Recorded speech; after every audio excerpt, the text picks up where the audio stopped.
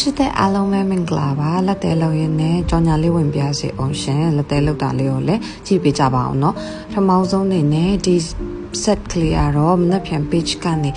တဲ့ demo collection လေးမှာပါဝင်မှာဖြစ်ပါတယ်အားကြောင့်မလို့ page ကို like and follow လုပ်ထားပြီးတော့စောင့်ကြည့်ပေးကြပါအောင်เนาะ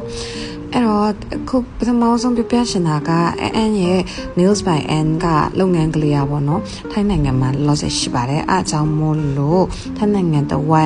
မ်းနဲ့မြန်မာနိုင်ငံအတွင်းမှာရောင်းချပေးပါတယ်ရှင်မြန်မာနိုင်ငံကိုပစ္စည်းရောက်ဖို့ဆိုရင်တော့အနည်းဆုံးပစ္စည်းပို့ဆောင်ပြီးပြချင်းတစ်ပတ်ကနေ10ရက်တွင်းကြာမှာဖြစ်ပါတယ်ပြီးတော့ဈေးနှုန်းထားများနဲ့ငွေပေးချေမှု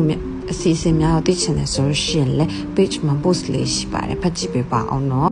အန်ကလက်တဲကိုကိုယ်တိုင်အိမ်မှာဆက်ချင်တာနဲ့စပြီးတော့ YouTube တွေ Instagram တွေကနေဗီဒီယိုလေးတွေကြည့်ရင် self learning လုပ်ဖြစ်ခဲ့တယ်ပေါ့နော်အဲ့နဲ့တဖြည်းဖြည်းနဲ့ဒီလက်တဲလောက်ရတော့အရင်မှဝါသနာပါလာပြီးတော့ဝါသနာပါတာကိုလုပ်ရင်းနဲ့ဝင်ငွေလေးတစ်ဖက်တစ်လမ်းကနေရအောင်ဆိုပြီးတော့ဒီလုပ်ငန်းလေးကိုစတင်ဖြစ်ခဲ့တယ်ပေါ့နော်အားကြောင့်မလို့ small business လေးကိုလည်းစောင့်ကြည့်ပြီးအပေးနေကြတဲ့တူတယောက်ချင်းစီတိုင်းကိုဆက်ပြီးတော့အပေးကြဖို့ရဲ့ကျေးဇူးများတင်နေကြရလေ fashion ပါရှင်